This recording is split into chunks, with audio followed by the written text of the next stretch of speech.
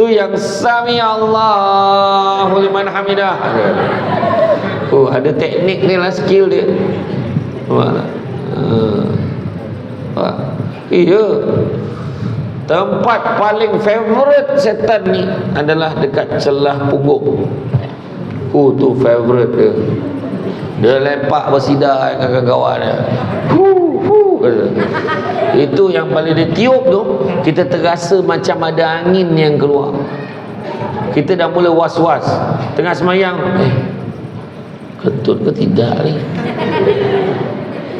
Nabi dah pesan, kalau dalam keadaan macam tu pedulikan, itu semua setan. Setan. Setan. Kan? Dia dua syarat, tuan-tuan. Dua syarat. Kan? Kalau dah macam tu keadaan dia, kata setan. Kan? Tapi kalau dah membobok bunyi,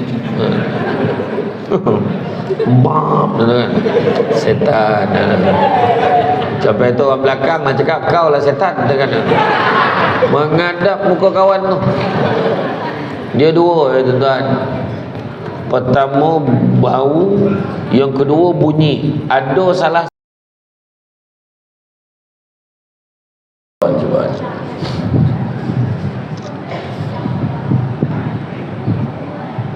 A'udzubillahi minasyaitonirrajim. Bismillahirrahmanirrahim. Assalamualaikum warahmatullahi wabarakatuh. Alhamdulillah, walhamdulillahillazi arsala rasulahu bil huda wa dinil haqqi liyuzhirahu ala dini kullihi walau karihal kafirun walau karihal musyrikun walau karihal muslimun. Subhanaka la ilma lana illa ma 'allamtana innaka antal alimul hakim. Rabbi shrah li sadri wa yassir li amri wa hlul 'uqdatam min lisani yafqahu qawli.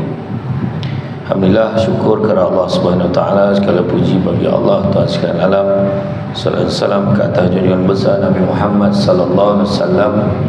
Masih banyak saya ucapkan kepada tuan pengurusi acara yang berhormat Puan Tuminah binti Kadi Lais Muhammad Hashim, Timbalan Esko Pembangunan Usahawan Koperasi dan Hal Ehwal Pengguna Negeri Melaka, merangkap Ahli Dewan Undangan Negeri Kawasan Pantai Kundo, Yang Berusaha Cik Rahmat bin Bakar, Pengurusi Masjid Al-Muhsinin, Tuan Imam, Barisan Jawatan Kuasa Masjid Al-Muhsinin, pemimpin-pemimpin tempatan disempurnakan yang berkesempatan hadir, seluruhnya tuan-tuan dan puan-puan dan rahmati Allah sekalian. Syukur, sangat-sangat syukur kepada Allah Subhanahu wa taala kerana limpah dan izinnya dapat kita bersama-sama pada malam ini berada di dalam majlis ilmu yang mana Nabi sebut, barang siapa yang mengikuti jalan-jalan ke majlis ilmu, maka Allah akan anugerahkan kepadanya jalan-jalan ke syurga. Amin. Mudah-mudahan. Tuan-tuan, hari ini topik yang telah diamanahkan kepada saya, pesan Rasulullah SAW untuk kita umat akhir zaman. Ya. Jadi kita ni memang dah berada pada akhir zaman kan? Banyak sangat dah tanda-tanda kan? Banyak sangat dah tanda-tanda akhir zaman. Ni alhamdulillah kita tengok masjid ni, masjid lama, dan kita boleh datang ramai malam ni. Harapnya janganlah malam ni je datang. Tapi kalau kita tengok sekarang ni, salah satu tanda-tanda akhir zaman adalah Nabi kata orang berlumba-lumba membina masjid ni cantik-cantik, berlumba-lumba, tapi orang datang kan? Berlumba-lumba kan? Macam-macam orang buat. Kita pun seronok sebenarnya masjid ni kena elok, lawa, bagus, selesa kan, untuk jemaah, mesra jemaah dia panggil.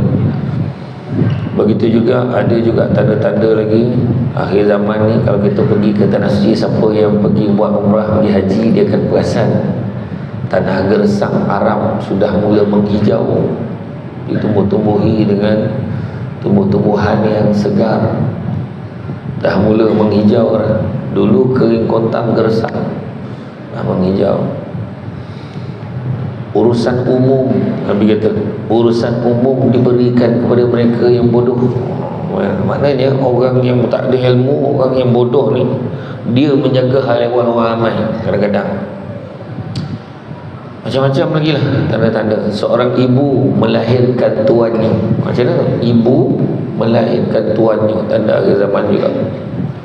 Maknanya anak ni jadikan maknya tu macam hamba dia. Siap boleh marah-marah, siap boleh herdik, bagi duit kat mak macam bagi duit, bagi gaji lah. Itulah. Sedangkan kalau kita minta mak kita tolong jaga anak pun, bila bagi duit bulan tu cakap kat mak, nak mak ini bagi ni mak, bukan boleh bayar jasa baik, mak tolong jaga anak saya pun mak jaga, mak jangan anggap ni gaji mak, bukan, ni sumbangan yang saya mampu bagi kat mak, ikut kan tak cukup, cakap macam tu. Ini siap sound lagi, tak cukup ke duit bulan ni, niki awal bagi ni, mak jangan banyak cerita lah. Oh, siap sound macam tu kan. Itu tanda-tanda akhir zaman. Tu belum cerita lagi lelaki makin kurang. Dah lah kurang, sibuk lah nak jadi perempuan. Dah lah elok lahir senapang, nak buang senapang, pening kepala kan. Macam tu lah, banyak lagi kan. Jadi kalau kita tengok pesan Nabi, saya nak petik bagaimanakah khutbah terakhir Nabi. Nabi pesan kan, pada hari Arafah 9 Zulhijjah, macam mana Nabi pada tahun 10 Hijrah di lembah Uranah Arafah. Khutbah tersebut merupakan pesanan dan wasiat terakhir Rasulullah SAW kepada umatnya, dan ia cukup mengesankan, kerana itulah pesanan terakhir Rasulullah SAW kepada khalayak sahabatnya.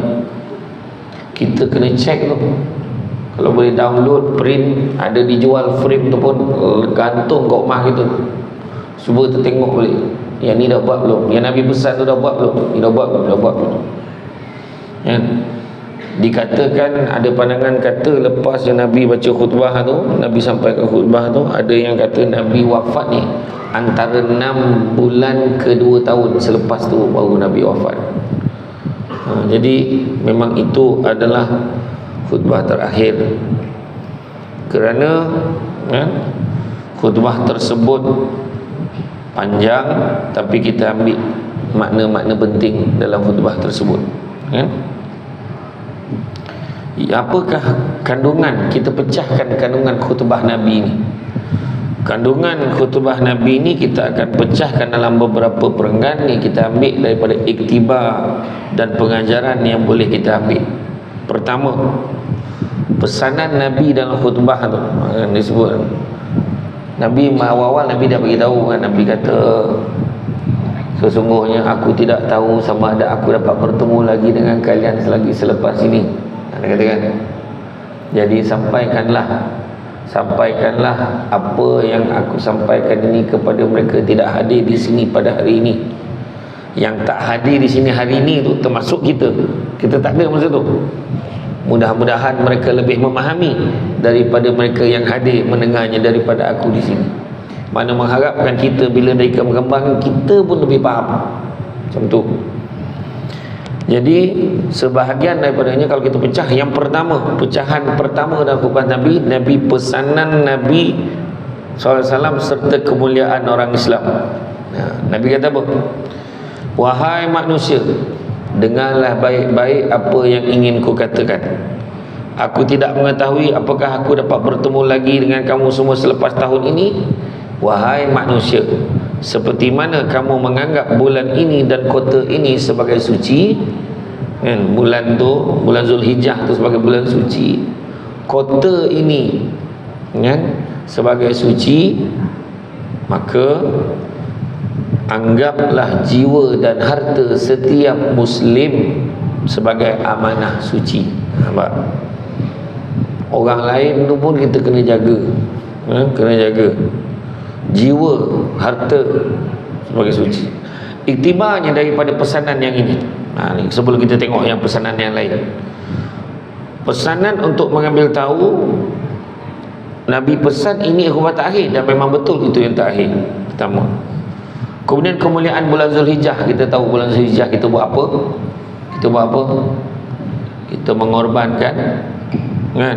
Kita menyertai ibadah korban, betul tak? Betul lah kan? Kita berpuasa, atau orang pergi buat haji kan. Kemudian kemuliaan tanah haram di Mekah. Jangan bayangkan tanah haram, keluar pula cerita dekat tanah haram sekarang. Boleh pula skandal pergi sana. Macam mana tu? Kan? Kan heboh apa-apa ni. Laki orang dengan bini orang, tak pasal. Kan? Tu tuan-tuan, banyak benda-benda pelik ni. Peliharalah jiwa, harta dan maruah umat Islam sebagaimana kita memelihara kemuliaan bulan Zulhijjah dan tanah haram Mekah. Dan begitu juga bila sebut harta dan hitungan amalan kedua.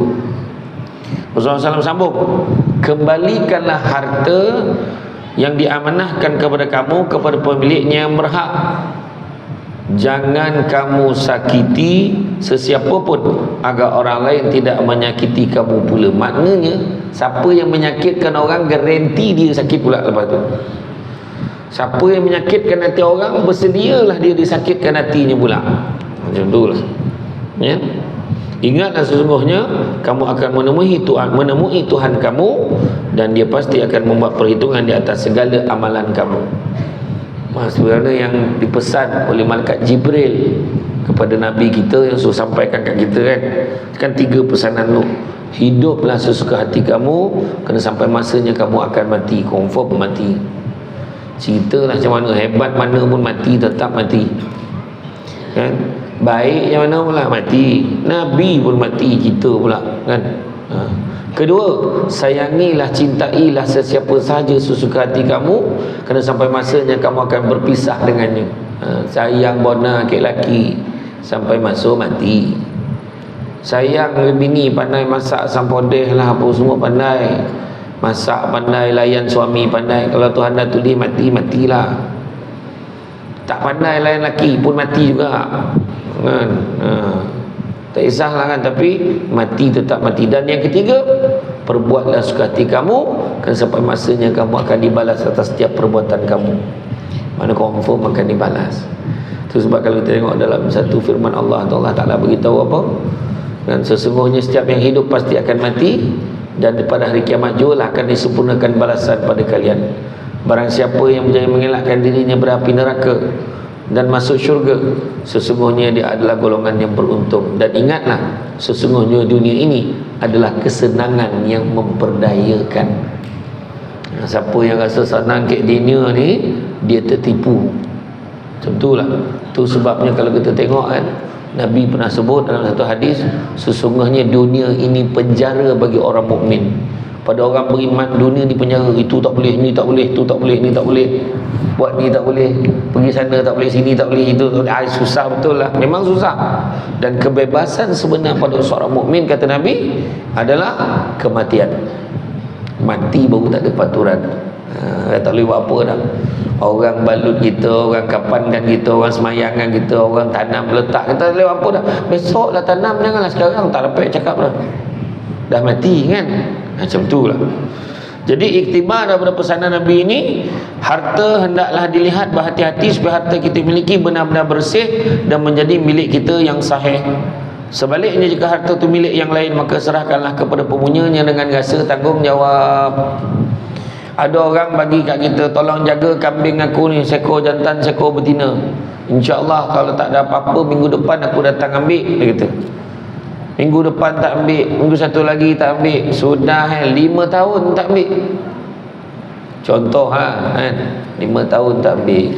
Elok pula kambing tu mengawan, beranak pinak, 3 kandang. 3 kandang nak kambing kan. Asal kenduri je tak luak lah. Boleh Syamsul Debat panggil ceramah, kambing 3 ekor tumbang, tak luak lagi dalam kandang tu. Kita pun dah cari lah, mana tuan dia tak jumpa. Kita pun dah rasa syok, kambing ni aku punya. Tiba-tiba muncul dia depan rumah kita. Assalamualaikum, aku ingat aku nak ambil kambing aku yang dulu tu lah. Kambing kau tu dah mati dah, aku sembelih. Habis macam mana? Kena pulang dah. Kena pulang ke 3 kandang tu, kena pulang ke. Suka tak suka. Sebab Sebab melainkan dia cakap, tak apalah, bagi aku 2 ekor je, yang lain tu aku tak nak, kau ambil lah. Melainkan dia kata macam tu. Dengan keuntungannya, kita pinjam duit orang kan, kalau apa, kalau kita ambil orang manah suruh simpan, tapi kita laburkan duit tu tanpa pengetahuan dia, maka kena pulangkan sekali dengan hasil-hasil tu sekali. Tu sebab kena faham Islam ni macam tu. Kan, jangan kita kata apa maksud adil. Adil kita tidak mengambil hak orang lain, satu. Kedua, tidak mengurangi hak orang lain, dan tidak mengambil hak melebihi daripada yang sepatutnya. Itu kena faham kan. Kadang-kadang ada yang banyak masalah sekarang ni apa tau, suami isteri ambil insurans ke apa ke, atau isteri ada simpanan, isteri meninggal dunia sakit, isteri meninggal dunia, lepas tu suami jaga amanah. Duit tu dia ada bahagian dia, bahagian suami ada, bahagian anak-anak dia suruh diminta untuk jaga amanah. Yang ni ramai fail. Dia kena simpan sampai anak tu cukup umur. Misalnya bila anak tu mencapai certain, orang kata certain age dalam cakap orang Melaka, sampai tahap umur tertentu, maka dia kena serahkan duit tu kepada dia. Dan kalau dia nak guna pun mesti untuk tujuan kebajikan anak tu. Kalau kita nak keluarkan, contoh anak nak masuk asrama, anak sama belajar, boleh keluarkan sikit untuk pembelanjaan tu. Itulah saya nak beli motosikal untuk senang hantar anak di sekolah. Motor apa dia beli? Harley Davidson. Itu bapa nak pakai, bukan budak tu pakai. Faham? Motor apa beli? Superbike beli dia. Itulah beli kereta untuk senang hantar anak kan, sekolah. Mercedes-Benz beli. Itu sendiri nak syok tu kan. Maknanya kena hati-hati, kena sampai ke hak. Kalau tidak, balalah tuan-tuan. Kemudian Nabi pesan juga, maksudnya dari sini, berakhlak mulia kepada manusia. Itulah caranya agar orang lain juga berakhlak dengan baik kepada kita. Bak kata pepatah, sebagaimana kamu lakukan, maka begitulah kamu akan dibalas. Buat baik dengan orang, buatlah baik kat kita kan. Macam hari ni kan, saya sampai, saya dilayan dengan cukup baik. Siapkan parking. Mula-mula dia tak bagi saya parking kan, tapi dia bagi saya parking, dia bawa saya berehat kan. Alhamdulillah, hari ni ceramah yang ketiga. So pagi ke Lumpur, tak tahu lah aku berapa sampai ke Lumpur. Hari ni jam ni saya kan, dilayan dengan baik. Tadi sampai heboh lah satu Malaysia dekat tu Masjid Al-Musinin tu, baik betul. Baik betul orang sana, semuanya nyambut bagus betul. Belum duduk makanan dah ada. Belum duduk makanan dah ada. Kuih bakar je tadi nampak. Aku perhati, tak ada siapa yang menyuruh aku makan tadi. Aku tengok je lah, tak adalah cakap apa kan, macam tu kan. Agaknya tunggu, belum time lagi. Belum time lagi. Dan bila kita buat baik ni, buat kata orang makan sirih berpinang tidak, pinang ada di Kota Melaka. Makan sirih menganyang tidak, tegah dek budi dengan basuh baik-baik dengan orang. Macam tu je kan. Orang suruh duduk, orang suruh tadi macam tadilah. Saya tak boleh mandai-mandai tu, pergi duduk sini ceramah. Dia kata, nanti duduk dalam baru nak keluar, nanti dulu. Orang ni nak buat opening dulu. Okey, tunggu dulu. Masuk dalam balik. Ikut tuan-tuan. Kan? Iya. Dari segi adab itu ikutlah tuan rumah macam tu. Kemudian begitu juga ingatkan kematian sebagai tempat kita akan dibalas di akhirat kelak. Semuanya akan diperhitung di hadapan Allah Subhanahu Wa Taala. Kan? Maksudnya Allah Ta'ala beritahu, maka sesiapa berbuat kebajikan sebesar zarah, nescaya dia akan dan dia akan dilihat dalam surah amalnya. Dan siapa buat kejahatan seberat zarah, nescaya akan dilihatnya dalam surah amalnya. Kan? Jadi kita pun selalu baca surah Al-Zalzalah. Jadi kalau kita tengok, buat baik pun balas, buat jahat pun akan dibalasnya, risau. Kan? Jadi bila buat baik itu, jangan ingat balasan tu terus dapat. Kadang-kadang kita buat baik, tolong orang, kita nak dapat balasan terus. Tak semestinya. Kalau Tuhan bagi benda lain, kita buat baik, kita masak contoh kan, kita tanya Samsul Debat suka makan apa, contoh, kita siapkanlah menu ikut kegemaran dia. Jangan ikut selera musim masjid aja. Contoh macam tu lah, contoh kan. Jadi ini contoh cara nak buat baik kan. Jadi kadang-kadang macam orang dah tahu dah, dia ni suka asam pedas apa dia suka, asam pedas tetel ke, asam pedas pari ke, contoh kan. Jadi mana kata mudahlah, bukan susah buat baik ni, senang aja kan. Syamsul Lebat dia tak tolak sangat kan. Apa ni dak itulah yang terbaik kan. Buat baik sikit pun kira, buat jahat sikit pun kira. Malahan kalau kita salah satu daripada syafaat Nabi, kita tengok apa syafaat Nabi. Syafaat Nabi pertama, dapat masuk syurga tanpa hisab. Kedua, dapat keringanan di padang mahsyar. Dan yang ketiga ni, satu ni apa tu, dah masuk dalam neraka lah, dah masuk dalam neraka, tapi disebabkan secebis yang sikit tadi, secebis keimanan dia kepada Allah dan Rasul, maka Nabi akan datang selamatkan dan pindahkan dia masuk ke dalam syurga. Kalau yang ketiga, yang secebis tu pun tak boleh dapat, berhentilah jadi orang kan. Penjadah hidup sikit pun tak ada kebaikan boleh buat kan. Tak ada keimanan kita, tak ada datang masjid hari-hari pun kan. Alhamdulillah. Sebab saya dengar yang memang hari-hari memang macam ni ramainya, saya dengar macam tu lah kan. Parking tak cukup lah, memang hari-hari tahniah lah. Jadi kita kena buat lah. Unik betul lah tingkat atas tu, memang macam tu je. Macam kena kurung pula perempuan datang, siap pula aku tengok kan.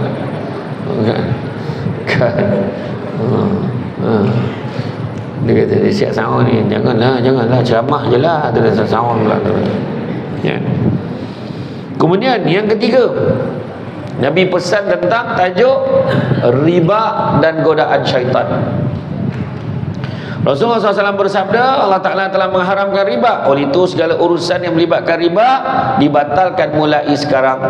Berwaspadalah terhadap syaitan demi keselamatan agama kamu. Dia telah berputus asa untuk menyesatkan kamu dalam perkara kecil kan? Dia telah putus asa untuk menyesatkan kamu dalam perkara besar, tapi tidak pernah putus asa untuk menyesatkan kamu dalam perkara kecil. Syaitan ni dia takkan suruh kita sampai keluar agama, tak, tapi dia lekakan kita, dia lalaikan kita. Pak, riba, cek balik duit simpan dalam akaun bank mana, apa sistem yang dia pakai, sistem perbankan Islam ataupun sistem perbankan konvensional. Dah dengar ni wajib cek, faham? Tapi ada pula orang sebut tu, memang betul lah sistem perbankan Islam tu tak ada interest, tapi charge perkhidmatan dia tinggi weh. Baik pakai bank biasa. Kalau siapa cakap macam tu, dia kena mengucap balik semula. Sebab ni hukum. Dia boleh cakap macam tu pula kan. Kena ingat, memang betul charge perkhidmatan kadang-kadang tinggi, tetapi dia tetap dah diakadkan dah. Kita sign tu akad sampai habis loan, itulah kadar dia. Tapi yang jahatnya kalau sistem interest ni, dia speculate pula pada balance yang ada. Berapa BLR ni, kejap tinggi, kejap rendah, kejap tinggi. Yang banyaknya tinggi, rendah sikit dan sekala je. Bayangkan sahabat-sahabat kita yang bukan Islam pun lebih selesa menggunakan sistem perbankan Islam. Kenapa pula kita cakap macam tu? Check balik akaun kita, bank mana yang kita simpan. Sekarang ni alhamdulillah semua bank-bank besar, bank Rimau ke, Cimbank ke, CIMB Bank, tak kisahlah mana-mana bank, semua ada menawarkan sistem perbankan Islam. Jadi tak ada sebab kita tak boleh join, letakkan duit kita dekat dalam sistem perbankan Islam. Cuci duit kita elok-elok tuan-tuan, sucikan harta kita kan. Riba adalah bentuk penindasan ekonomi dan dia juga meruntuhkan kehidupan seseorang, syarikat, bahkan negara apabila bergelumang dengan riba dan akhirnya terbelenggu dengan hutang riba yang melampau kan. Allah Ta'ala berfirman, wahai orang beriman, bertakwalah kamu pada Allah dan tinggalkanlah, jangan menuntut lagi saki baki riba yang masih ada pada orang yang berhutang, jika benar kamu orang-orang yang beriman. Oleh itu kalau kamu tidak juga melakukan perintah meninggalkan riba itu, maka ketahuilah kamu akan adanya peperangan dari Allah dan Rasulnya, akibatnya kamu tidak akan menemui keselamatan. Surah Al-Baqarah ayat 278-279. Takkan selamat hidup kita tuan-tuan Ingatlah tipu daya syaitan. Dia akan sentiasa nak menyesatkan kita. Dia adalah musuh yang nyata. Dalam surah Yasin ayat yang ke-60, alam a'had ilaikum ya bani adam alla ta'budu syaitan innahu lakum aduwwum mubin. Allah Ta'ala beritahu, bukankah aku telah perintahkan kamu wahai anak-anak Adam supaya kamu jangan menyembah syaitan, sesungguhnya ia musuh yang nyata terhadap kamu. Mana tak, dia tak suruh kita tak semayang, dia kacau kita lengah-lengahkan semayang. Kadang-kadang tengah tengok drama melastik ke hatimu. Wah, contohlah kan, apa luruh cinta macam mana? Apa tajuk tu? Tengok perempuan ngada lah, tak tahulah nyampah. Drama tengah syok tengok ni. Si Nuh dengan Noha ni tercabar dah. Dengan perangai ibu si Nuh ni yang tak berkenan dengan si Noha. Macam tu lah. Saya tak tahu orang share dalam TikTok. Tengah tengok-tengok tu, tiba-tiba ada gambar masjid. Azan maghrib. Allahu Akbar, Allahu Akbar. Alah, time ni lah dia nak maghrib lah. Tapi time bila pula? Dah kau marah pula time tu maghrib. Dah memang tu time maghrib. KL dengan Melaka mana dulu? Melaka dulu. Makna kalau dah masuk KL, patutnya kita dah maghrib dah. Setan pun bisik, tak apa, yang penting kau solat. Tu setan bisik tu, yang penting kau solat. Itu tak ya pula kan. Tengok je drama tu dulu, iklan nanti semayang lah. Kan tak ya pula. Dia boleh ya dengan setan. Itu maksud menyembah setan tadi. Menyembah tu tak adalah menyembah macam ni. Kita dengar cakap dia, menyembah tu. Sedangkan dengar azan ni, Allahu Akbar, Allahu Akbar, Allah Maha Besar, Allah Maha Besar. Kau tengok TV lagi besar daripada Allah. Nampak? Asyhadu an la ilaha illallah, aku nak saksi tak ada Tuhan sembah melainkan Allah. Tapi kau sembah apa? Kau sembah TV sebab setan suruh. Mana? Contohlah kita tak perasan lah. Hayya 'alas salah, mari kita mengerjakan solat. Dah panggil lah. Apa kau lekor lagi depan TV tu? Contoh, tak apa, setan bisik, iklan nanti semayang. Tiba-tiba iklan, semayang lah jap. Masuk dah bilik air, kelang kabut, ambil wuduk pun laju. Menabut. Orang Sembilan cakap, orang Melaka sebut berdesuk. Kan orang mau sebut menculin, laju betul. Dah ambil wuduk semua, bismillahirrahmanirrahim, Allahumma bismillahirrahmanirrahim. Tiba-tiba terdengar satu lagi bisikan, macam dah habis je iklan. Langsung sembahyang maghrib satu rakaat kan. Itu kerja setan. Ataupun kita dengar Allahu Akbar, Allahu Akbar. Sudah lambat dah ni. Setan membisik, tak apa, lambat pun tak apa, janji kau pergi. Orang tu langsung tak pergi. Betul juga, pergi baik ke aku ni. Dah slow dia balik. Tadi daripada nak kejar-kejar tadi, dia boleh relax. Lambat sikit tak apa. Lepas tu dah siap mandi, dah pakai baju, start motor, terdengar Bismillahirrahmanirrahim, Alhamdulillahi Rabbil Alamin. Terdengar pula imam macam, dah lambat aku ni. Bisik, tak apa, lambat tak apa, janji kau pergi. Kau masuk rakaat kedua pun tak apa, orang tu langsung tak pergi. Betul juga. Paling tidak kalau aku lambat sekarang, aku semayang, aku masuk rakaat ketiga pun, orang nampak aku berdiri lagi, oh ada dia. Mana orang tahu aku pergi masjid. Tengok. Lepas tu sampai dekat masjid, Assalamualaikum warahmatullahi. Assalamualaikum warahmatullahi. Alamak, aku tak semayang ni. Setan bising lagi. Tak apa, kau masukkan, kau salam dengan semua orang. Dia bukan tahu pun kau tak semayang. Nampak? Langsung tak semayang.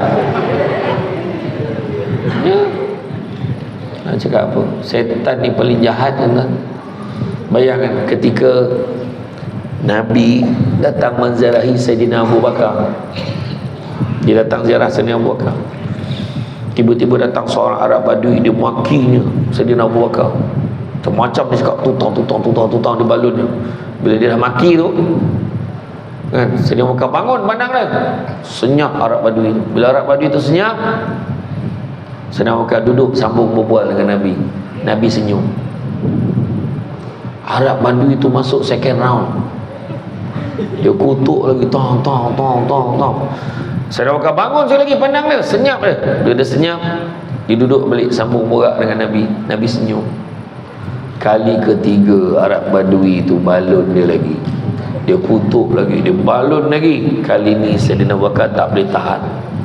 Dia balasnya cacian dan makian Arab Badui ni. Segala binatang yang ada kat kebun tu, pada kambing sampai unta, semua disebut dia. Unta, kambing, lembu, semua sebut. Dan pada ketika itu Nabi bangun, Nabi tinggalkan Sayyidina Abu Bakar tanpa memberi salam. Pada ketika itu tahulah Sayyidina Abu Bakar yang Nabi tengah marah sangat. Bayangkanlah, Nabi bila bangun tak bagi salam, itu habis marah lah tu. Kita lah kalau ada yang bangun jap pergi keluar, kita tak cakap dia marah gitu. Marah tu tak. Sakit perut, nak kencing, nak balik, contoh kan. Bayang macam itulah kemuliaan Nabi. Level Nabi paling marah, Nabi bangun tak bagi salam tu habis marah tu. Kita ni selagi tak sampai penampar kat muka, kita tak tahu tu marah. Buat pergi marah betul ni, kita kan baru tahu. Nampak tak? Jadi pada ketika itu saya bukan kejarlah Nabi, ya Rasulullah, apakah salah aku? Kau tolonglah beritahu, jangan kau biarkan aku terkeliru. Apa kata Nabi? Nabi kata, waktu Arab Badui itu maki hamun kamu dan kamu sabar, kamu terus berbual dengan aku terus senyum, kerana aku dapat melihat sebanyak-banyaknya malaikat mengelilingi kamu dan mendoakan keselamatan dan kesejahteraan kamu, sebab kamu bersabar. Kali kedua kamu bersabar lagi, aku senyum lagi, kerana aku nampak bertambah-tambah malaikat yang datang mendoakan keselamatan dan kesejahteraan kamu. Tetapi apabila kamu balas balik cacian dan makian, pada ketika itu malaikat pun membenci kamu, malaikat meninggalkan kamu, dan tempat malaikat ini digantikan oleh syaitan dan iblis yang mengiringi kamu dan menghasut kamu. Kutuk lagi cakap pasal ni pula. Apa kau tunggu, jangan kau biarkan, syaitan akan hasut. Itu sebab perasan tak kalau kita marah orang, kita gaduh dengan orang dan sebagainya, macam-macam kita cakap, malam pergi kita semayang maghrib ke apa, lepas tu baru kita terfikir, kenapalah aku cakap macam tu tadi, kenapalah aku marah sampai macam-macam aku maki orang. Sebab setan ni kerjanya macam tu. Dia suruh kita buat dia, setan pun belah, tak tahu dia buat, tak tahu. Setan mencara dia macam tu. Ingat tak kes, contoh kes bunuh kan, kes bunuh, kes apa, buat benda-benda tak baik, setan tu kerja dia. Buat dia, kau bunuh, kau tunggu apa lagi, jangan kau tunggu, sebab dah bunuh, tak tahu dia buat, tak tahu. Masa itulah datang penyesalan tu, sebab setan dah tak ada. Kan baru ni siapa yang dengar kisah yang budak perempuan ni yang kena tikar, belah perutnya, keluarkan janin, buang, lepas tu bakar budak tu, esok tu datang bakar lagi. Dengar tak cerita tu? Macam mana boleh buat tu? Kalau tak pengaruh setan ni membisikkan. Sebab budaknya budak baik, asalnya budak lelaki itu budak baik, sebab gagal mengawal nafsu marah ni. Siapa punya kerja? Setan. Tengah semayang setan. Dia kita tadi semayang, mau ambil wuduk semua elok, bila semayang Allahu Akbar, dia tiup hidung tu, dah gatal hidung.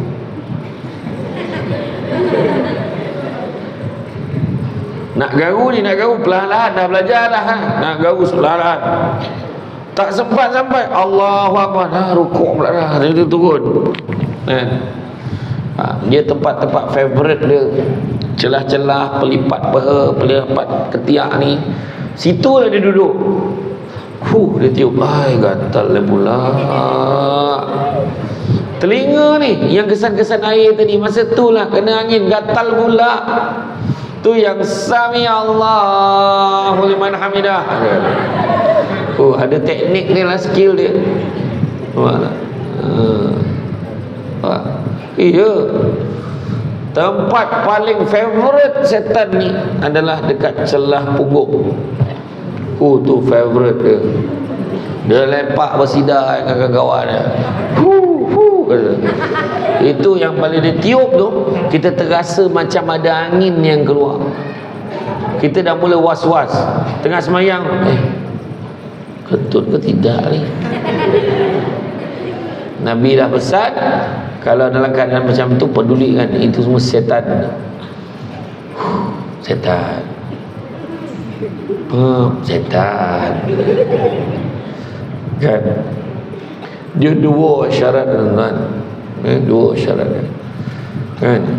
Kalau dah macam tu keadaan dia, kata-kata setan. Kan? Tapi kalau dah membobok bunyi, bam, kan? Setan. Sampai tu orang belakang nak cakap, kau lah setan, kan? Menghadap muka kawan tu. Dia dua, tuan-tuan. Pertama bau, yang kedua bunyi. Ada salah satu confirm kontut. Menyinggah bau satu soft tu bau. Wush. Makan apa? Leman ni je contohlah, bukan nama sebenar kan. Bukan nama sebenar, leman kat kono kan. Ini balon joring ni. Kan. Hilang ayat imam. Bau. Kekal lama kan. Atau bunyi lagi ditahan. Kalau tahan tak khusyuk semayang, dah lah, pergilah keluar, ambil lah wuduk balik semula. Kan? Ditahan dia bunyi, waktu rukuk tu menyambung keluar. Iya, jangan tahan-tahan. Kalau tahan-tahan kita ni kan, kita tahan-tahan dah keluar, pergilah ambil wuduk. Kan? Kemudian begitu juga firman Allah SWT, bukankah aku telah perintahkan kamu wahai anak-anak Adam supaya kamu jangan menyembah syaitan, sungguhnya musuhnya terhadap kamu. Surah Yasin ayat 60. Awasilah perkara yang kecil yang membawa pada pertelingkahan sesama kita. Bukan sekadar itu, bahkan menjadi musuh amat nyata walaupun sama-sama mengucap dua kalimah syahadah. Jika ada perkara kecil yang dibesarkan membawa perselisihan yang parah. Kadang-kadang dia hasut supaya kita gaduh lagi. Jaga-jaga. Kan? Begitu juga pesan Nabi yang seterusnya. Apakah pesan Nabi seterusnya? Nabi pesan, peliharalah hak suami isteri. Rasulullah SAW bersabda, wahai manusia, sebagaimana kamu punya hak ke atas isteri kamu, mereka juga punya hak ke atas kamu. Sekiranya mereka menyempurnakan hak mereka ke atas kamu, maka mereka juga berhak diberi makanan dan pakaian dalam suasana kasih sayang. Ingat tu. Macam mana kamu ada hak ke atas dia, isteri pun ada hak kepada suami. Ingat tu. Jangan kita ingat kita kuasa veto semua. Isteri pun ada hak ni. Kan? Tanggungjawab suami kepada isterinya, mas kahwin dan juga nafkah bagi. Jangan tak bagi. Pergaulan yang baik, itu sebab tadi bagilah makanan dan pakaian. Dia kata tadi kan, makanan dan pakaian dalam suasana kasih sayang. Ini tak bagi. Ambil, memekak, ambil macam tu bagi. Sudilah kiranya menerima wang nafkah untuk bulan ini, menginsafi ceramah malam tadi. Ambillah, tak adalah banyak sangat, cukuplah untuk sekadar seketika. Isteri pun ambil, abang susah buka pula tu, buka tengok, abang kau setakat RM20 tak payah bagilah. Jangan macam tu. Isteri yang baik jangan cakap macam itu. Sebab walaupun sikit, itulah yang terbaik dan berkatnya. Kadang-kadang suami ni kemampuan dia begitu, suami dah kira tolak duit minyak ni lah, apa macam-macam, itu je dia boleh bagi kita redha perempuan. Daripada keredaan itu mungkin akan bertambah lagi, tambah lagi. Bulan depannya, nah bulan ni ada lebih sikit, 500 dia bagi. Bulan satu lagi, nah 1000 dia bagi. Lepas tu 8 bulan tak bagi. Short dia kata kan. Contohlah, doakan yang baik-baik untuk suami, untuk suami. Sepatutnya kalau dapat RM20, abang ni abang bagi RM20 kat saya ni, duit belanja abang ada tak? Abang macam mana? Kalau abang tak ada, abang ambil je lah dulu. Tak apalah, hari ni abang bagi RM20, InsyaAllah lain kali ada lebih, abang bagi lebih. Doakan abang tau, I love you too. Macam tu lah. Iya, wajib tau, suami ni wajib bagi dekat isterinya, walaupun isterinya bekerja. Nafkah ni kena bagi, walaupun isterinya esko, timbalan esko, tu kena bagi juga. Mana satu YB nya? Mana satu YB ni?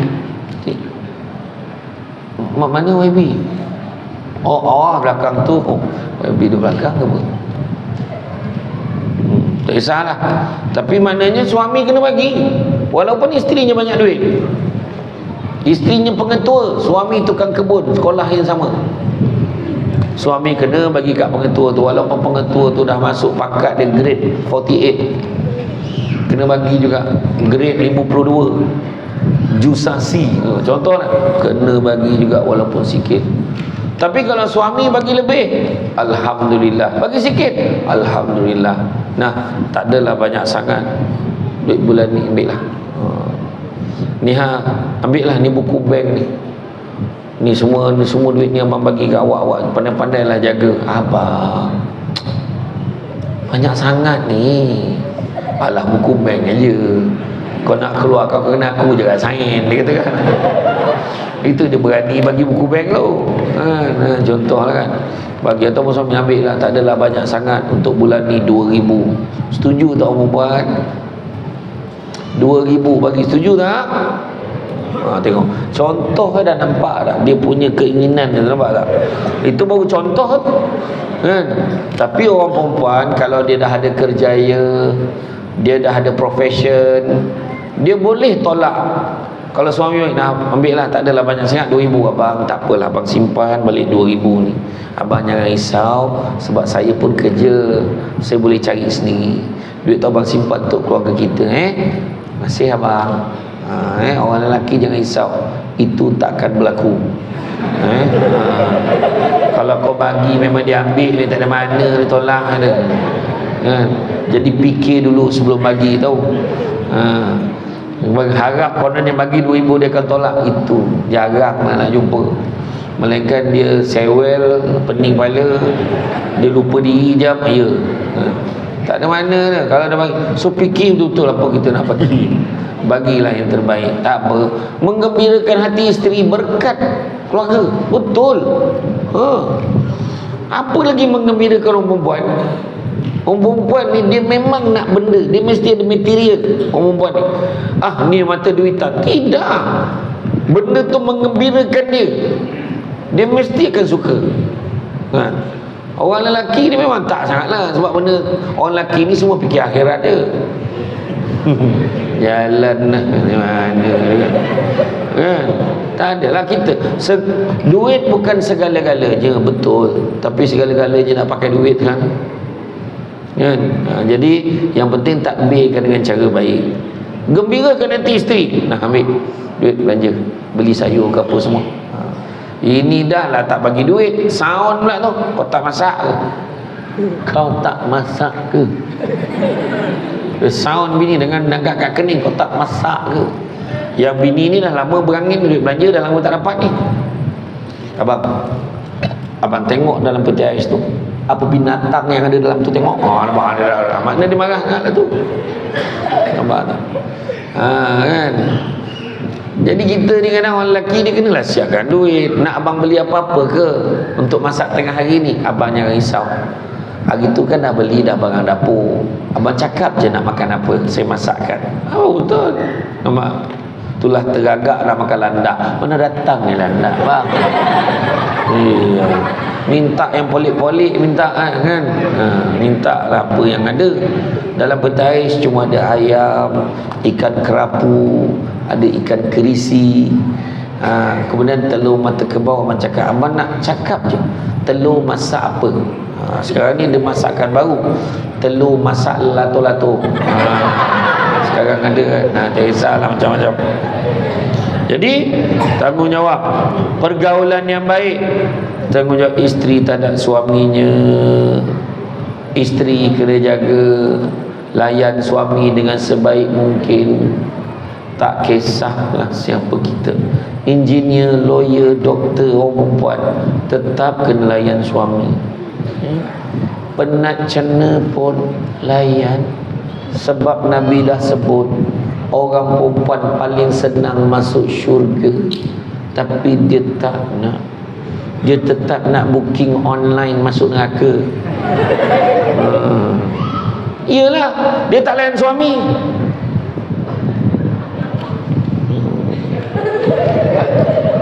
Suami tanya, abang nak makan? Dapur. Saya nak masak lah, tak nampak ke? Nampak tu. Jangan, jangan. Layan suami. Benda ni tak berlaku di sini. Ni di tempat lain. Afrika, Uganda macam tu lah. Sini kat Melaka tak ada. Ingat, layan suami tu. Kadang-kadang kesian suami ni. Kesian suami. Tanggungjawab kita kepada suami kena jaga. Susah nak jumpa sekarang. Macam saya lah. Saya ni pula bukan nak cakap apa lah. Kalau saya sampai rumah, duduk je, automatik isteri kat sebelah picit. Abang okey? Mesti penat kan? Oh macam tu. Ada kan? Saya tanya ada tak? Ranti lah dia cakap kan. Susah nak jumpa. Orang sini mungkin ada lah, JK Masjid yang lain. Dia memang ada lah. Saya dengar macam tu. YB Esko tu pun, YB Timbalan Esko tu pun, dia nampak suami dia berlari tu.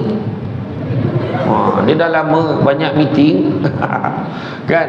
Tapi tak salah kalau suami pijit isteri, tak ada masalah. Pergaulan yang baik. Isteri tengah lipat kain, suami pijit. Allah. Tapi ada juga isteri dia marah suami ni, jangan pijit saya. Wah, dia marah pula.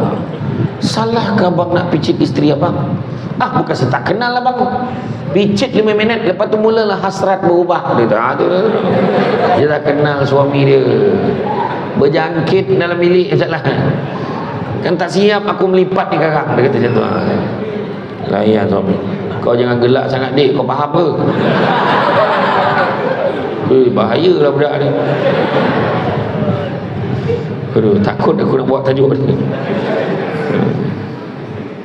Tanggungjawab isteri terhadap suami, tanggungjawab suami terhadap isteri. Layan pergaulan yang baik. Pergaulan yang baik. Kadang-kadang yang nafkah tu, kadang kesian orang lelaki. Dekat luar garang orang lelaki, kau main garang. Kat kedai makan tu, dekat kedai kopi, sinilah minum dulu. Alamak, apa benda? Kau main garang tu. Tapi dekat rumah, dalam bilik, macam minta sedekah. Dalam gelap ni,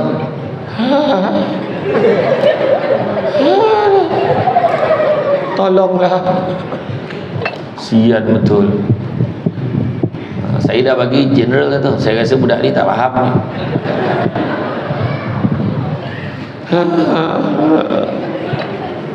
Lepas tu orang perempuan tu, penat lah, nantilah besok lah, alam dengan ada lah, tak ada benda lain. Orang perempuan gemar bagi jawapan macam tu. Jangan bagi jawapan macam tu, besok pagi mati suami tu, menyesal lah. Malam tadi dia minta, aku tolak. Apa tahu? Mak, sian suami. Kan Nabi pesan, layanlah suami kamu walau di belakang unta sekalipun. Tapi janganlah sesaja cari belakang unta tu. Mana kalau suami kata on tak on? On. Macam tu. Ini cakap betul ni. Saya banyak sangat dapat aduan. Tu sebab kadang-kadang bila tak jalankan tanggungjawab, itu yang ada. Kan sekarang dah ada peraturan di pejabat-pejabat, tidak boleh lagi dah guna gelaran-gelaran tertentu dengan sesama rakan sekerja. Honey, Link, Dear, Baby. Tak boleh kan? Sebenarnya pun betul. Bahaya sekarang ni. Banyak sangat kes berlaku kat luar sana. Ada satu kes tu, seorang bos ni boleh bagi hadiah baju dalam dekat staf perempuan ni. Risaulah kau budak ni, alihkan lah. Oh gitu, dia pula beria pula budak-budak ni. Orang tua relax dia pula, astagfirullahaladzim, apa hal kan ni?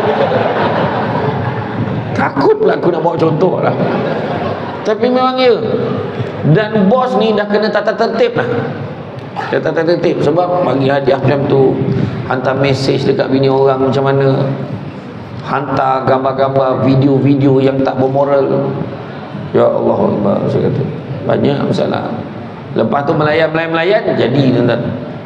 Kita kat rumah orang perempuan layan suami, pakai pakaian yang terbaik.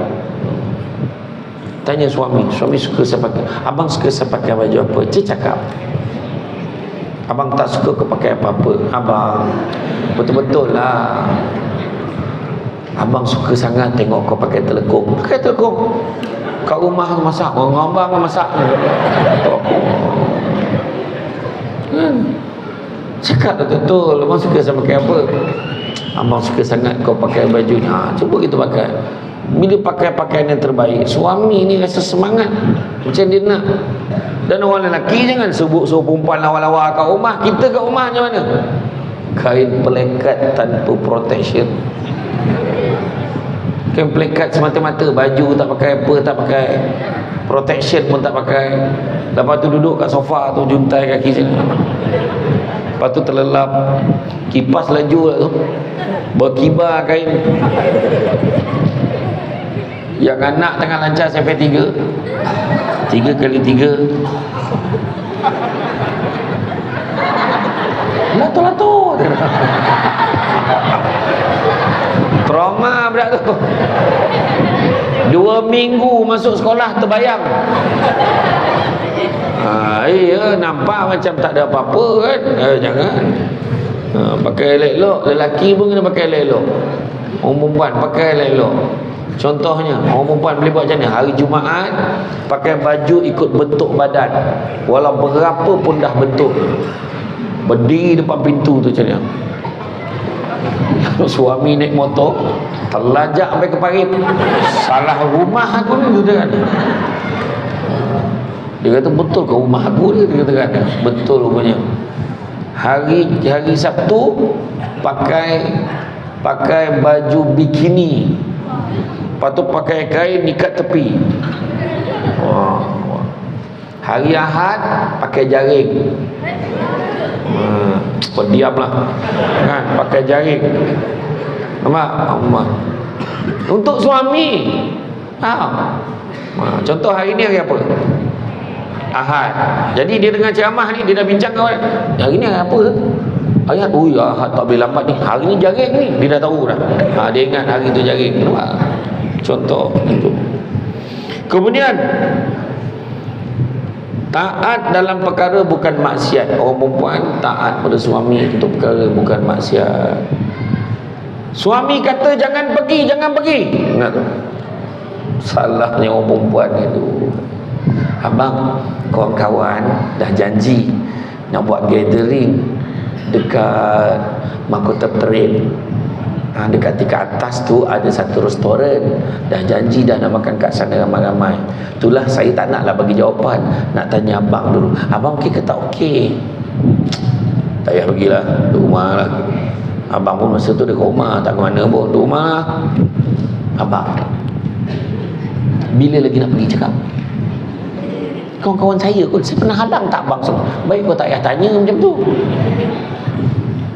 Orang perempuan yang baik ni, suami kata tu, itulah yang terbaik dekat dia.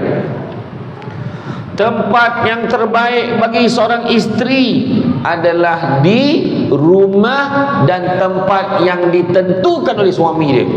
Ada faham? Nampak? Abang, itulah kawan-kawan ajak pergi ni tak adalah jauh sangat, dia ajak pergi Myanmar. Ada lawatan ke sana, dah lama dah tak jumpa kawan nak pergi. Boleh tak bang? Saya nak tanya abang tu. Tak payahlah. Abang pun kebetulan hujung minggu tu abang ingat kita relax lah. Jangan nak pergi jalan kita pergilah. Pergi lepak-lepak dekat Lu Gajah. Dah lama tak makan apa tu cucudang Lu Gajah. Contohlah kan. Oh iya ke? Okey lah, nanti saya beritahu kawan saya. Tak apalah, Myanmar jemput. Lagipun lain kali boleh pergi dengan abang. Susah nak berlaku macam tu kan. Susah. Tak ada dah. Dia dah janji tu ayat dengan excited dengan muka dia. Tiba-tiba kita kata jangan nak. Tak payah. Okey, saya terima bang, tempat terbaik adalah di sisi abang. Memang tak lah tuan-tuan kan? Itu hanyalah sekadar apa kan. Tapi memang ada perempuan yang macam tu. Dia tak apa bang, semuanya pada abang. Saya yakin keputusan abang itulah yang terbaik.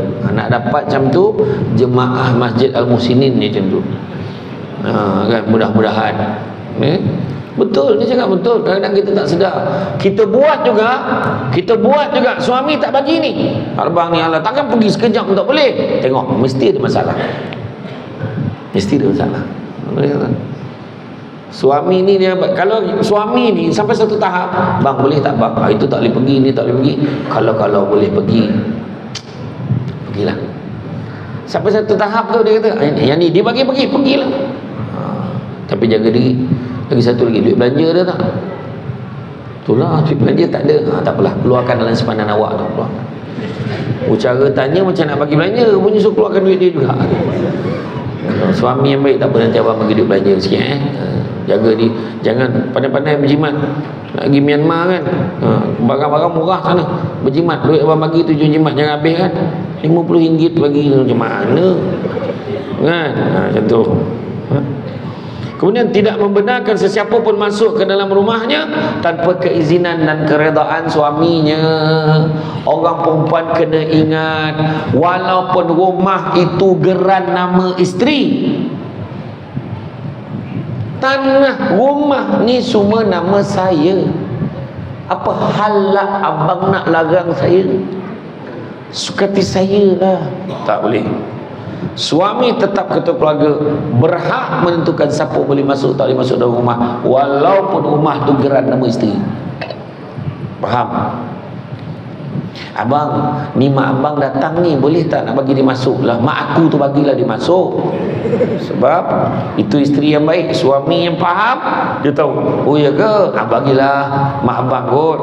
Bang, ni adik abang pun ada ni, dia boleh masuk. Ya Allah, bagilah dia masuk. Ni bang, ni kakak abang ni, macam ni lah, abang dah WhatsApp dah senarai nama yang boleh masuk. So kau jangan tanya lagi dah macam tu. Sebenarnya tu yang terbaik. Faham tak? Nak bagi orang masuk minta izin, ini tak. Asal apa je, weh geng, line clear. Rumah aku tak ada orang ni, datang. Bawa semua katalog yang ada. Jangan. Nak bagi orang masuk dalam rumah minta izin suami, nak keluar daripada rumah pun minta izin suami. Tapi dalam keadaan tertentu, darurat, tak payah minta izin. Rumah dah terbakar, apa lagi kau nak minta izin? Jabatan bomba dan penyelamat tu dah panggil dah, kak keluar kak, cepat keluar kak. Belum dapat izin lagi. Kau jangan buat macam tu. Dengan bomba-bomba tu untung sekali dengan kau kan. Keluar. Dah keluar kamu begitu, bang minta maaf bang, tadi terbakar bang, tak sempat bang nak minta izin dengan abang. Jangan, lain kali kalau terbakar keluar je. Nampak kecemasan itu lain. Kemudian menjaga kemuliaan maruah dan harta suami, jaga. Sebahagian pada tim menuju kebahagiaan, memastikan sudah cukup bersedia sudut lahir, batin, fizikal dan mental. Pastikan kemantapan ilmu, jaga kemuliaan maruah dan harta suami. Itu sebabnya saya pernah ceramah di Setiawan Perak, tajuk dia cabaran rumah tangga masa kini. Sebelum kahwin lagi dah ada masalah. Lepas kahwin masalah ekonomi, masalah kewangan, masalah tak baik dengan ipar duai, tak tahu nak komunikasi, masak tak pandai, dah kahwin tu baru tahu kan. Masak apa pun tak pandai. Masak air pun koreng air tu. Semua tak pandai. Lepas tu apa lagi? Lepas tu masalah dengan mak mentua. Mak mentua dia terasa hati mak mentua baik dengan menantu ni aja. Contoh.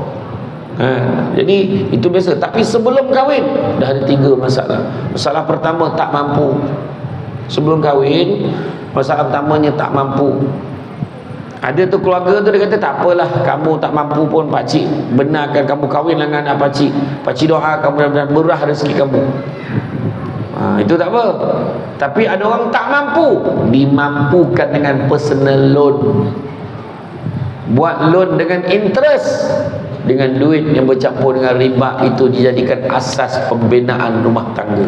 Rasa-rasa ada masalah, mesti ada masalah. Kedua, tak layak. Macam mana lah tak layak lah? Masak tak reti, apa tak reti, bangang segala, semayang pun tak pandai, apa tak pandai. Macam mana nak kahwin ni? Tak boleh, kena belajar dulu. Dan salah satu, kata Dr. Nik Salida, salah satu ciri yang tak layak kahwin adalah panas baran. Panas baran pun tak layak kahwin, melainkan dia boleh buktikan, dia boleh kawal kemarahan dia. Dipijak suami dia, hari-hari dipijak. Sebab dia dah biasa kerja kedai urut tu, memang macam tu pijak kan. Jadi dipijak belakang suami dia. Jangan. Dari menurut kajian sains bahaya. Saya tengok ada satu kes tu, bini dia pijak atas suami, belakang suami dia, tulang tu tertusuk ke hati suami. Jangan main, menanah tak pasal. Isterinya tak adalah berat sangat, dalam 70-80 kilo macam tu. Suaminya dalam 50-60 aja. Itu misi membunuh diri namanya kan. Jadi jaga kemuliaan tu. Itu yang kedua, tak mampu, tak layak. Tak mampu, tak layak kedua. Yang ketiga, ikhtilat, tak jaga sebelum kahwin. Bukan hanya yang bertunang tu tak jaga, sebelum kahwin tak jaga kan. Maknya pula siap sahun, naik motor tu peluk lah kan, jatuh kan, peluk tunang kau tu. Bingai betul mak dia. Jangan orang lelaki dayus ni bukannya takut ke isteri tau, tetapi dia boleh membiarkan kemaksiatan depan mata dibuat oleh isteri dan anak dia, dan dia tak rasa apa-apa. Itulah dayus, teman-teman. Dia biar je, tak rasa apa. Tahu? Ikhtilat ni bukan hanya tunang dengan tunang ni tak jaga, tetapi kadang lelaki dan perempuan ni sebelum kahwin lagi tak jaga hubungan, batas hubungan. Lelaki ni dengan mana-mana perempuan, yang perempuan dengan mana-mana lelaki. Berlaku kan. Memang kita kalau kahwin kita tak dibenarkan, jangan kita buka aib kita. Tetapi bila benda tu berlakulah kebocoran maklumat, tiba-tiba dah kahwin baru tahu, Allahu Akbar. Masa tu bukan senang menghadapi ujian tu, bukan senang. Bukan senang. Jadi kemantapan ilmu agama dan juga ilmu alam rumah tangga kena tahu. Macam seorang suami didik anak, seorang mak ayah mendidik anak solat. Kita umur 10 tahun, kalau tak solat kita boleh watan dengan satu syarat. Nabi dah ajar, didiklah anak kamu solat seawal usia 7 tahun. 7, 8, 9, 10 dia tak solat, boleh watan. Bukan tiba-tiba dah umur 10 tahun baru suruh solat, dia tak solat kita watan. Tak betul. Sebab kena tahu. Nampak tak? Itu sebab suami wajib bagi nafkah pada isteri. Nafkah zahir, makan, pakaian, tempat tinggal, dan nafkah batin. Nafkah batin ini bukan hanya yang atas katil itu saja, termasuklah memberi didikan agama. Itu juga nafkah batin. Kalau seorang suami tak boleh nak mendidik isteri ilmu agama, tolong jangan halang dia pergi kuliah agama. Kita nak mengajar pun kita mungkin tak ada masa, mungkin tak sempat, tetapi jangan halang dia untuk mendalami ilmu agama. Ada kuliah-kuliah duha, pergi. Orang perempuan ada kelas mengaji, pergi. Buat grup solat sunat tasbih. Orang perempuan yang rajin buat solat-solat tasbih ni. Orang lelaki dia dah banyak tasbih kat rumah. Tu yang dia tak buat sangat tu, dia buat sendiri je, kan? Kemudian pasangan perlu ada sifat matang dari segi pemikiran, tindakan, pergaulan dan memikul tanggungjawab. Kelima, muasyarah dengan isteri secara baik. Layanlah wanita-wanita kamu. Nabi pesan, layanlah wanita kamu dengan baik dan berlemah lembut terhadap mereka, kerana sesungguhnya mereka adalah teman dan pembantu kamu yang setia. Dan hak kamu ke atas mereka ialah mereka sama sekali tidak boleh memasukkan orang lain yang tidak kamu sukai ke dalam rumah kamu dan dilarang melakukan zina. Nampak dah beritahu dah. Iktibar, kehidupan berasaskan kepada muasyarah yang baik. Buatlah benda-benda baik. Antara ciri suami yang baik, hormatkan isterinya. Isteri hendaklah memahami kehendak suami dengan tidak sewenang-wenangnya masukkan orang yang tidak disukai oleh suami ke rumahnya. Ini tanda menghormati suami. Larangan sama sekali untuk berzina kerana buruk akibatnya. Buruk akibatnya. Janganlah kamu menghampiri zina. Sungguhnya zina itu perbuatan yang keji dan satu jalan yang jahat yang membawa kerosakan. Surah Al-Isra ayat yang ke-32. Apakah keburukan-keburukan zina? Mengikut hukum agama Islam, pezina yang belum pernah berkahwin disebat 100 kali sebatan, sedangkan bagi yang sudah berkahwin direjam hingga mati.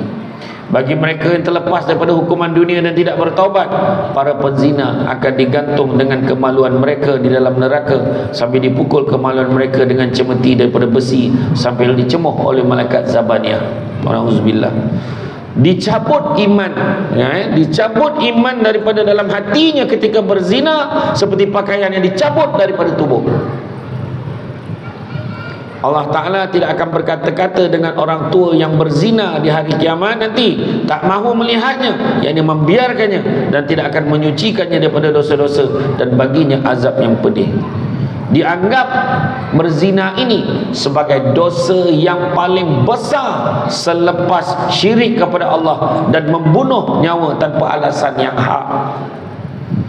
Dijadikan bekas seperti ketuhar dalam neraka bagi para penzina yang sempit bahagian atasnya dan luas di bahagian bawahnya. Setiap kali disambar api, mereka akan menjerit-jerit kerana panas yang melampau. Kemaluan mereka akan berbau sangat busuk sehingga menyeksa para penghuni ahli neraka, terseksa dengan bau. Iblis akan berbangga dengan para tenteranya yang berjaya menarik manusia melakukan zina hingga menganugerahkan mahkota istimewa kepada mereka sebab berjaya mendorong mereka kepada zina. Akan mendapat 3 keburukan di dunia. Orang yang berzina ni dapat 3 keburukan di dunia. Dihilangkan seri wajahnya, dipendekkan umurnya, dan berkekalan dalam kefakiran. Susah aja hidupnya. Memperoleh 3 keburukan di akhirat. Tadi itu dunia. 3 keburukan di akhirat pula: kemurkaan Allah, penghitungan amal yang buruk, dan azab neraka. Dijadikan bagi mereka sebuah lembah di dalam neraka. Di dalamnya ada ular dan kalajengking sebesar bagal yang memiliki 70 duri yang berbisa dan menyengat para penzina selama 1000 tahun sehingga terlerai dagingnya. Dijadikan azab kubur baginya seperti azab separuh umat. Diharamkan syurga buat orang yang berzina sedangkan dia tahu perbuatan itu dilarang. Selain itu, perbuatan zina juga boleh merosakkan nasab keturunan manusia dengan lahirnya anak di luar hubungan perkahwinan. Semoga Allah mengampuni kita dan menjauhkan kita daripada perbuatan-perbuatan yang keji dan mungkar ini. Tak jauhkan berlaku tuan-tuan di satu hospital Ustaz kerajaan. Satu orang perempuan ni, dia dengan anak perempuannya melahirkan anak pada hari yang sama, hasil perbuatan lelaki yang sama. Bayangkan, tak pening ke balik? Maknya pergi kelab dandut, mabuk, bawa anak sekali, sama-sama mabuk, bawa lelaki balik. Lelaki tu rasa dua-dua sekali. Dan dengan kuasa Allah tuan-tuan, dua-dua mengandung, dan boleh pula dua-dua tu melahirkan anak hari yang sama. Tuhan nak tunjuk tuan, tak pening budak yang lahir. Engkau ni adik-beradik aku ke bapak saudara aku? Pelik tuan, tanda-tanda akhir zaman. Kemudian keenam, tajuk yang keenam pesanan Nabi, laksanakan ibadah dan rukun Islam. Rasulullah SAW bersabda, wahai manusia, dengarlah bersungguh-sungguh kata-kataku ini. Sembahlah Allah, dirikan salat 5 kali sehari, berpuasalah di bulan Ramadan, tunaikanlah zakat dari harta kekayaan kamu, dan kerjakanlah ibadah haji sekiranya kamu mampu. Sekarang ni buatlah tuan-tuan. Haji tu kalau mampu buat. Hari ni siapa yang baru daftar, insya-Allah kalau tak ada apa-apa dalam bintang boleh pergi pada tahun 2148. 3 kali mati hidup tak boleh bagi tuan-tuan. Kan, buatlah rayuan laksanakan rukun Islam yang 5 kan, mudah-mudahan solat ni akan jaga kita dan agama kita, mudah-mudahan jaga puasa kita. Faedah zakat dapat memberi bantuan kepada orang-orang lain yang memerlukan, tuan-tuan dan puan sekalian. Ketujuh, pesan Nabi, kelebihan takwa dan balasan akhirat. Rasulullah SAW bersabda, ketahuilah setiap Muslim adalah saudara kepada Muslim yang lain. Kamu semua adalah sama, tidak seorang pun lebih mulia dari yang lainnya kecuali dalam takwa dan beramal soleh. Ingat, kita sama aja. Ingatlah bahawa kamu akan menghadap Allah pada satu hari untuk dipertanggungjawabkan di atas apa yang telah kamu kerjakan. Oleh itu awasilah agar jangan sekali-kali kamu terkeluar dari landasan kebenaran selepas ketiadaanku. Kelebihan manusia bukan berasaskan warna kulit, bukannya berisi bangsa, bahasa, tetapi dia melebihkannya adalah berdasarkan ketakwaan kita kepada Allah. Banyak kelebihan takwa, antaranya Allah jadikan baginya pelepasan dalam hidup, dimasukkan dalam syurga, dimuliakan di dunia dan di akhirat, dimudahkan segala urusan, dimurahkan rezeki dan lain-lainnya. Jadi jaga, tuan-tuan.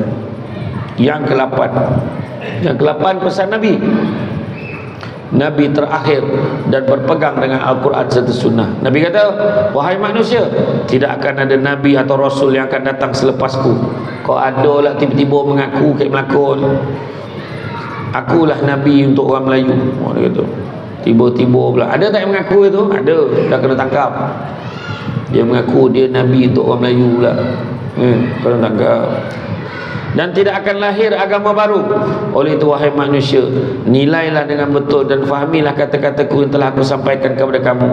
Sungguhnya aku tinggal kepada kamu 2 perkara, dan sekiranya kamu berpegang teguh dan mengikuti kedua-duanya, nescaya kamu tidak akan tersesat selama-lamanya. Itulah Al-Quran dan Sunnahku.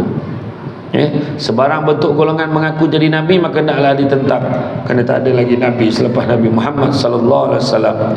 Jika ada, maka itu adalah Dajjal, kecuali Nabi Isa alaihissalam. Itu kemudian dah tajuk lain, tuan-tuan. Jadi makna kata dah pesan, pegang teguh Al-Quran dan Sunnah, itu je nak selamat. Macam mana nak buat ni, macam mana nak buat ni, balik pada Quran, balik. Macam mana nak buat ni, balik pada Sunnah Nabi, tengok apa Nabi buat. ke-9, perintah berdakwah dan sifat Rasul adalah tabligh. Rasulullah SAW bersabda, hendaklah orang-orang yang mendengar ucapanku ini menyampaikan pula kepada orang lain, dan hendaklah orang lain itu menyampaikan pula kepada orang lain. Semoga yang terakhir lebih memahami kata-kataku dari mereka yang mendengar terus dariku. Saksikanlah ya Allah, bahwasanya telah aku sampaikan risalahmu kepada hamba-hambamu. Jadi merintah menyampaikan ilmu ni kena buat. Kita dah dapat ni ilmu malam ni, sampaikan pada ahli keluarga kita, sampaikan pada orang lain. 3 je benda Allah Ta'ala akan tanya akhirat besok. 3 perkara Tuhan akan tanya kita. Pertama, nikmat. Kedua, amanah. Ketiga, silaturahim. Nikmat, amanah, silaturahim. Nikmat Allah Ta'ala akan tanya 4 nikmat. Nikmat apa? Nikmat umur, nikmat muda, nikmat harta, nikmat ilmu. Umur, kau habis kau umur macam mana? Waktu muda dulu kau buat apa? Nikmat harta, dari mana kau dapat duit? Ke mana kau belanjakan? Dan begitu juga nikmat ilmu. Kau dapat ilmu, kau amal ke tidak, kau sebarkan ke tidak, Allah Ta'ala akan tanya. Kedua, amanah. Tuhan akan tanya amanah-amanah kita. Lagi banyak jawatan, lagi banyaklah kena jawab. Dan yang ketiga, Allah Ta'ala akan tanya tentang silaturahim. Ya, jagalah tuan-tuan dan muslim. Kefahaman tidak sama antara seorang dan seseorang. Boleh jadi yang menyampaikan bukanlah lebih alim dan faqih kepada yang disampaikan. Inilah hakikat yang perlu diakui, tuan-tuan. Ketika Rasulullah SAW berada di Arafah, Allah Ta'ala telah menurunkan ayat dalam Al-Quran. pada hari ini aku telah sempurnakan bagi kamu agama kamu, dan aku telah cukupkan nikmatku kepada kamu, dan aku telah redakan Islam itu menjadi agama untuk kamu. Jadi tuan-tuan dan puan sekalian, pesanan Nabi ini komplit sebenarnya untuk kehidupan kita. Kalau kita tengok first sampai habis ni, sampai ke 9 topik yang kita kata tadi ni kan, perkara yang Nabi pesan-pesan ni, kita buat dah tuan-tuan. Cek balik mana yang kita belum buat. Kita ni guideline ni Nabi bagi soalan bocor ni untuk kita jaga diri kita. Jaga diri kita. Manusia tak lari daripada buat salah dan silap. Nabi dah beritahu. Tetapi usaha kita, kita amalkan seoptimum mungkin apa yang Nabi dah pesankan kita. Hidupkan sunnah Nabi. Rujuklah kepada Al-Quran. InsyaAllah kita tidak akan tersesat selama-lamanya. Jadi tuan-tuan dan puan sekalian, saya faham cara renungan itu sangat saya faham. Kalau dia pandang tu dengan tak berkedip, lepas tu begitu juga siap melunjuk kaki kejap